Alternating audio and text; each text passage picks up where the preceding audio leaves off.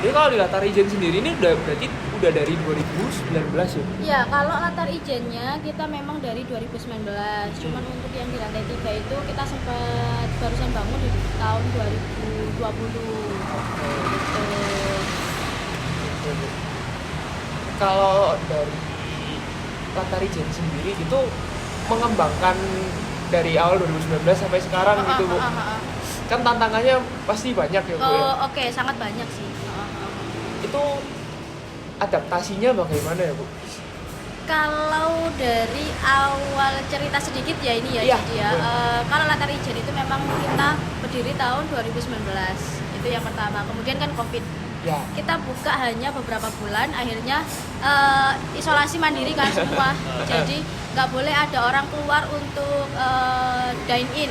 Nah, jadi di sini hanya buka boom aja beberapa bulan, akhirnya karena harus isolasi mandiri kita mau nggak mau Shutdown tidak dulu. pernah nggak pernah boleh untuk memperbolehkan Lokasi. customer untuk dine in di sini. Jadi boleh lewat online aja, kayak dulu kan sempat ada Gojek juga kan, masih sudah ada Gojek. Jadi kita pakai online, kemudian biasanya kita antar kayak gitu aja sih. Itu sampai 2020-an, hampir 1 tahun kita gitu terus. Akhirnya mulai semakin hari kan sudah mulai PSBB-nya orang-orang mulai ya dibuka. PSBB-nya juga sudah mulai bisa. Terus akhirnya kita mulai berani masukin orang, bisa buat wedding juga. Akhirnya udah mulai terbiasa sampai sekarang. Kalau adaptasinya ya mungkin ya karena itu saya mungkin dari awal harusnya kita langsung boom banget, akhirnya langsung dipaksa untuk tidak bisa terima customer. Nah, itu sing down banget di situ. Itu adaptasi sing harus benar-benar ekstra juga sih. Banyak karyawan juga kena COVID pada saat itu. Jadi ya mau nggak mau kan kita kalau memang ada pegawai yang COVID diliburkan, nggak boleh incas di sini gitu. Jadi ya cuma yang jaga cuma 1 orang di sini. Gedung sebesar ini cuma jaga 1 orang. Jadi kitchen itu mungkin hanya 3 orang gitu. Jadi gantian gitu. Kalau dari segi menjaga kualitas Bu, kan dari udah 2019 sekarang 2024, 5 tahun manage karyawan, terus mempertahankan kualitas makanannya itu gimana Bu? Kalau kalau terkait operasional manage ini ya makanan ya, mungkin kita itu selalu controlling sih. Jadi memang kita selalu ada menu yang pasti, ada menu yang seasonal. Jadi kayak setiap bulan kita ngeluarin menu baru untuk bulan itu, jadi spesial di bulan itu.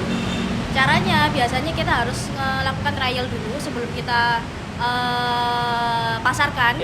Gitu. Kemudian akhirnya setelah trial sudah pas ini untuk dipasarkan, baru kita jual. Nah, setelah dijual itu kan sudah tahapnya trial, terus product knowledge-nya juga ke tim server.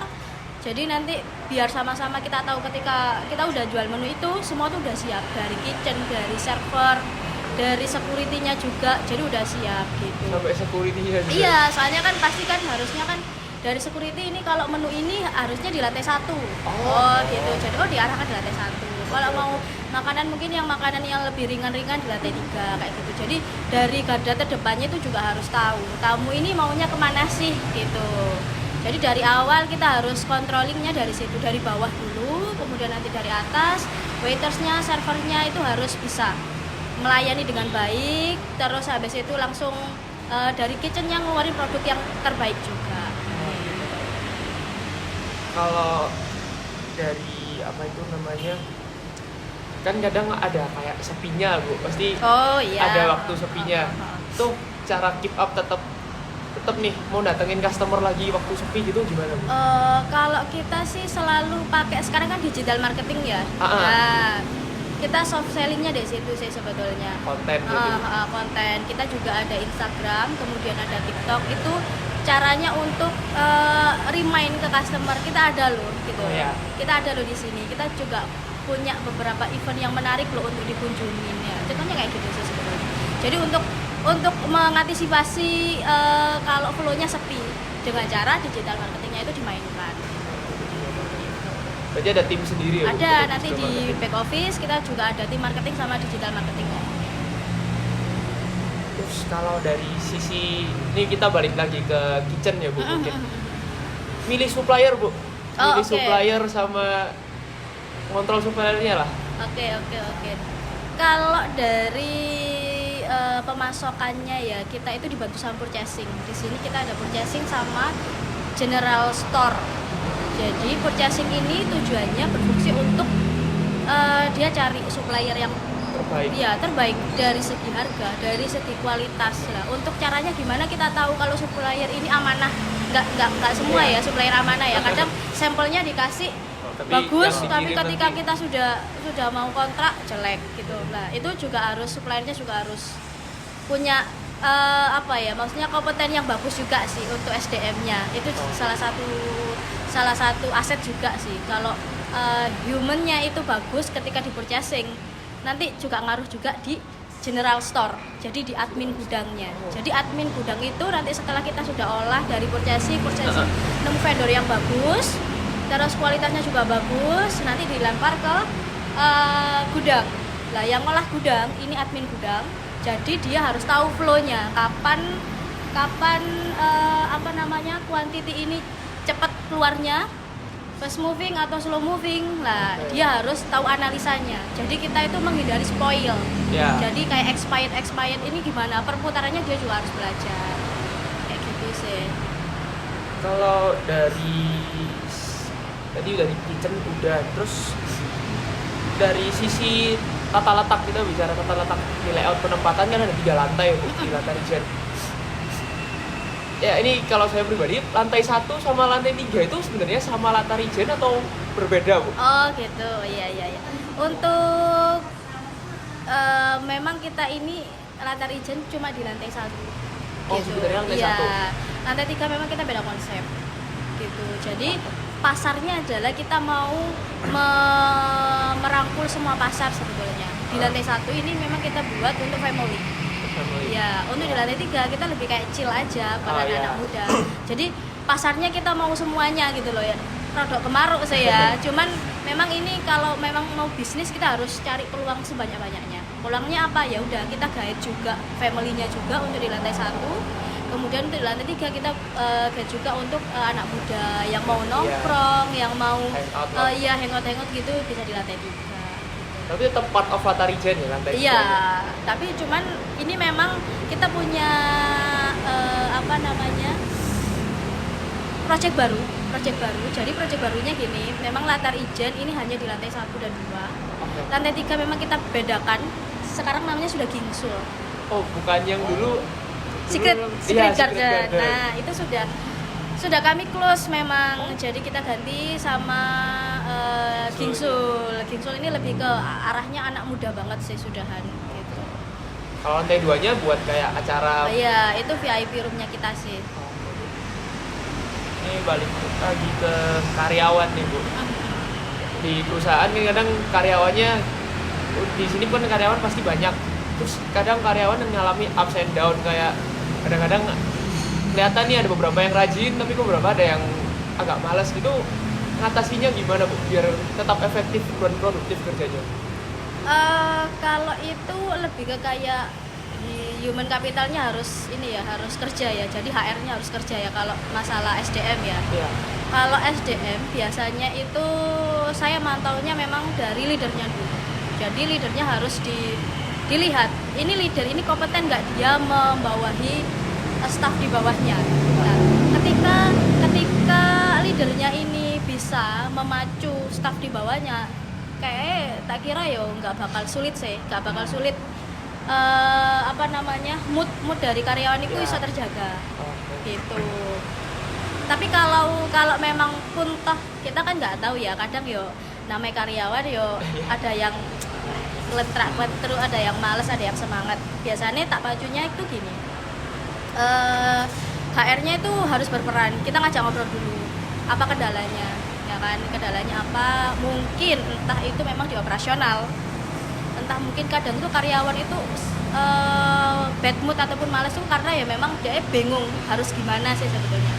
Kita butuhnya perannya dari situ sih, apa yang perlu dibantu, entah itu terkait operasional, entah itu masalah pribadinya. dia cuma butuh cerita mungkin ya, butuh cerita untuk menyemangatkan semangatnya kembali itu gimana sih kayak gitu-gitu. Tapi yang paling penting adalah dari leadernya sih, kualitas leader.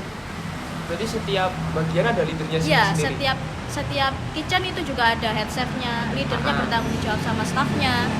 Terus habis itu di bar itu juga ada leadernya, kemudian di waiter server itu juga ada leadernya, kemudian CS itu juga harus ada leadernya.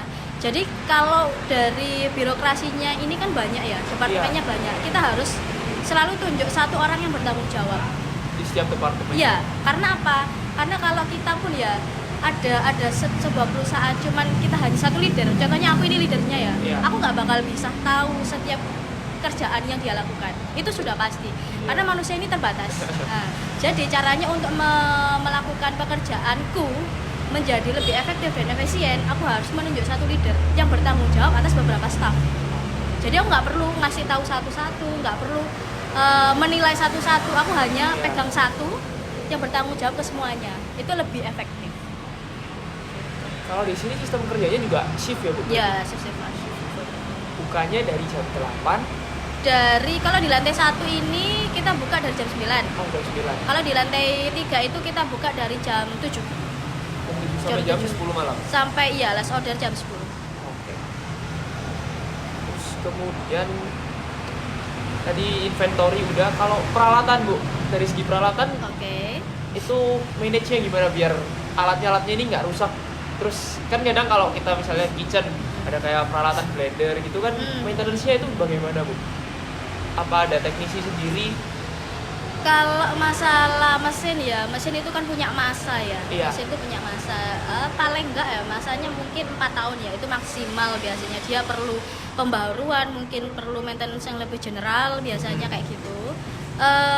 Tapi untuk mengantisipasi kerusakannya lebih berat, kadang kita harus ada maintenance. Contohnya AC. AC yang paling mudah AC lah. AC itu kan harus setiap bulan itu harus di maintenance. Jadi paling enggak 2 minggu sekali kita harus bersihkan filternya. Karena kan on terus ya. Jadi harus sesegera mungkin untuk mengantisipasi kerusakannya lebih besar. Kita juga ada tim engine. Oh, ada tim engine. Iya, ya istilahnya kita harus menyiapkan itu orang yang paling proper lah di bidangnya. Soalnya kalau nggak gitu kan pasti tambah rusak ya mesin-mesin ya. Ya kayak gitu sih. Jadi setiap bulan paling nggak, contohnya AC aja, itu kita harus 1 bulan paling nggak 2-3 kali pembersihan filter all AC. Gitu. Jadi untuk mengantisipasi kerusakan yang lebih besar. Jadinya kayak gitu. Ini mungkin kalau dari segi operation management pertanyaan kami sudah terjawab semua. Ini kalau boleh izin Bu, apa kita boleh minta data dari layout bangunan ini Bu? Waduh, kalau layout mungkin dari foto-foto. Oh, kalau foto boleh, tapi kalau desain mungkin saya nggak bisa kasih ya. Iya. Okay. Dari foto boleh. Boleh, kalau mau foto-foto silahkan. Oke. Kalau berarti data pengunjung juga kita nggak bisa kayak jumlah harian pengunjung yang datang gitu Bu? Mungkin bisa mungkin gini, kalau mungkin tak sampaikan ke marketing dulu ya. Soalnya kan aku juga nggak tahu pastinya berapa, nanti tak hubungi lagi. Oke. Terus ini lebih ke personal ke Ibu Indah sendiri. Kita dari mata kuliah leadership juga. Mungkin mau tanya-tanya, Bu Indah itu ngelit di Latar Rizun ini bagaimana sih? Dari sisi personalnya Ibu aja ini Bu. Nggak apa-apa, mungkin pertanyaannya bisa disampaikan teman saya. Kalau tadi semisal kayak yang inovasi ganti nama Secret Garden jadi Gibson itu mulai kapan? Maksudnya kenapa harus diubah dan yang latar belakangnya harus diubah namanya itu dari segi nama atau dari segi konsep? Konsep sih, konsep dan nama. Soalnya kan namanya Secret Garden kan dulu. Memang kita ganti nama dan konsep. Konsepnya yang dulu kan kayak classy gitu ya Bu ya? Lebih ke kayak classy. Oh berarti tujuannya supaya lebih merangkul lebih kekinian sih, jadi kita konsepnya dulu kan sangat-sangat klasik ya kalau di lantai 3, jadi kayak hampir sama di bawah. Jadi memang kita membedakan karena menurut kami kita sudah cukup lah kemarin itu kayak sudah lihat flow pasarnya, jadi kita mau buat yang lebih beda.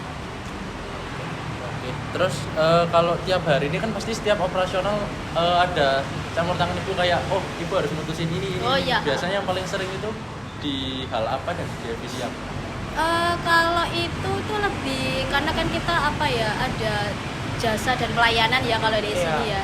Ya mungkin keputusan di operasional aja sih, kadang ada customer yang minta gini, dan standar operasionalnya kita kan kayak gini. Nah, gimana ya kalau gini, soalnya customernya mau lebih beda nih. Gitu, jadi kita saya masuk, oh iya ya wes gini aja nggak apa-apa, untuk sementara ini kita kasih pelonggaran gini kayak gitu sih. Lebih kayak operasionalnya aja sih. Keputusan operasional, kemudian cari vendor baru kayak gitu. Tapi ada yang ngerjain, jadi saya cuma mutusin aja, masih pilihan, oh ini aja yang lebih bagus karena ini. Oke. Kalau ini menurut Ibu sendiri aja, kepemimpinan yang diperluin dalam semisal bisnis seperti ini supaya bisnisnya bisa berjalan lancar sama sukses itu, sifat dari leadernya, perlu seorang leader yang gimana? Oh, sifat dari leadernya ya? Waduh. Soalnya kan divisinya dari tiap job ini kan juga banyak tuh. Oh, oke. Kalau menurut dari sepengalamanku aja ya berarti ya. Leadernya di sini itu harusnya sih gini sih. Dia harus tahu operasional yang pertama. Dia harus tahu. Soalnya kadang kalau kita mau memutuskan sesuatu di operasional, kalau kita nggak tahu medan operasionalnya, malah menyulitkan bagian operasional. Nah, gitu. Jadi kalau aku sih leadernya harus banyak belajar terkait operasional agar bisa lebih masuk akal lah nanti ketika mengambil keputusan. Itu yang pertama. Yang kedua, kalau operasional itu memang ada kejutan-kejutan yang kita itu nggak sangka gitu loh. Awalnya udah di planning kayak gini nih, ternyata itu ada ya yang merusak planning lah. Itu gimana? Controlling emosinya gimana? Soalnya kita banyak orang, takutnya dia sudah berusaha dari awal untuk menjalankan planning dengan baik sesuai dengan prosedur. Ketika ada problem, kalau kita sebagai leader nggak bisa kontrol emosi, waduh dia ya staff mungkin kan, aku kan sudah melakukan semua ini sesuai keinginanmu, lah kok kamu marah gitu lah, kayak gitu sih. Kontrol emosi juga penting. Ilmu operasional juga harus dikuasai, kemudian manajemen emosinya juga harus dikuasai juga, gitu sih lah, aku lebih penting itu sih. Jadi sebagai leader juga kalau bisa kita udah tahu bagian-bagiannya. Iya, ketika mengambil keputusan, jadi kita tahu, oh keputusan ini harus ditanggungjawabkan kepada siapa. Ketika kita sudah tahu gambarannya. Kalau kita nggak tahu ya, kita nggak pernah ke lapangan, kita nggak pernah tahu operasional. Gitu. Tiba-tiba ada keputusan, ada problem nih. Waduh, aku sebagai leader harus ngasih keputusan nih. Lah ketika aku nggak tahu, ya aku pasti ngambil keputusan yang salah. Mengenal karyawan juga penting. Itu penting banget sih. Dari kepribadiannya itu sangat penting. Untuk apa ya? Untuk menyampaikan, kadang itu satu staff sama staff lain penyampaiannya itu beda. Ya kan? Ada yang cepat nangkep, ada yang dikasih sudah paham, ada yang harus duduk bareng, terus ngobrol, harus gitu dulu juga ada. Jadi orang ini kan macam-macam lah. Jadi kita harus tahu. Itu juga perlu banget juga sih kita pelajari. Semua kepribadiannya itu harusnya gimana. Biar sebagai leader itu arahan dan maksudnya itu bisa tersampaikan ke semuanya.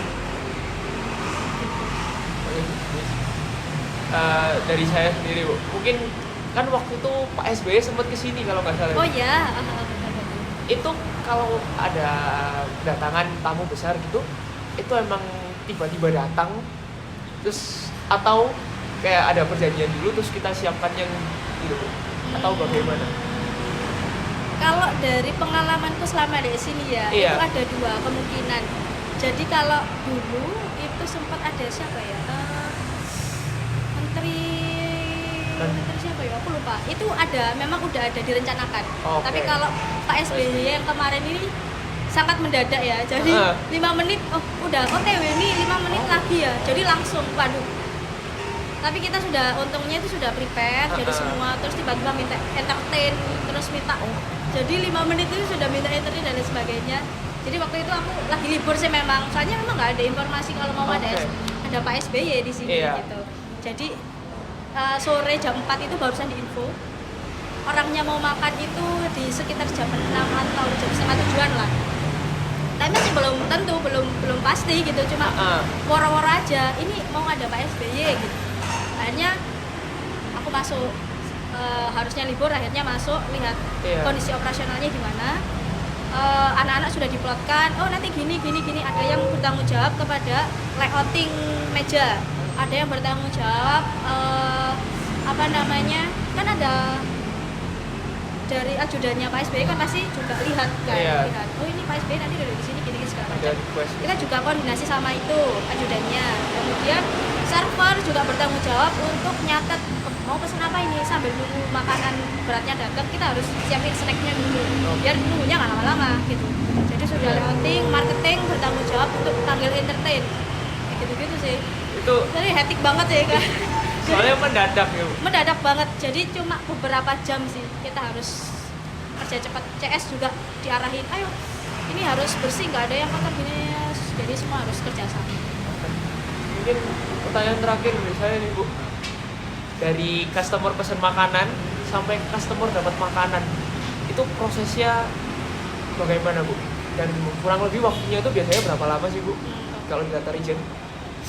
Kalau dari pertama kali masuk ini di lantai 1 atau di lantai 3? Di lantai 1 aja. Oh, di lantai 1, oke. Dari lantai 1 biasanya kita ada security, jadi yang nanti yang mengarah ke security. Kemudian nanti kalau sudah di lantai 1 ada yang nyambut servernya. Kemudian langsung ditanyain mau di smoking atau smoking area. Kemudian setelah itu langsung dikasih menu. Kemudian server ini juga standby ya untuk nunggu setelah selesai memilih makanan, kemudian taking order, kemudian setelah itu kita pastikan dulu SOP-nya adalah si waiters ini harus memastikan pesanannya itu harus di-repeat. Bener nggak nih yang disebutkan? Jadi nggak boleh ada miss di sini. Jadi takutnya orang kan sudah makan, mau cepet-cepet makan. Orang kesini kan pasti dalam keadaan lapar, nggak mungkin kenyang kesini kan. Nah, kita harus memastikan itu pesanannya sesuai dengan apa yang dia pilih. Nah, itu SOP-nya harus selalu dijaga sih. Kemudian setelah itu di-input itu namanya checker. Jadi checkernya itu langsung masuk di bar sama kitchen. Tamunya ini mau pesan apa? Setelah di-input sama servernya. Nah, kemudian produksi.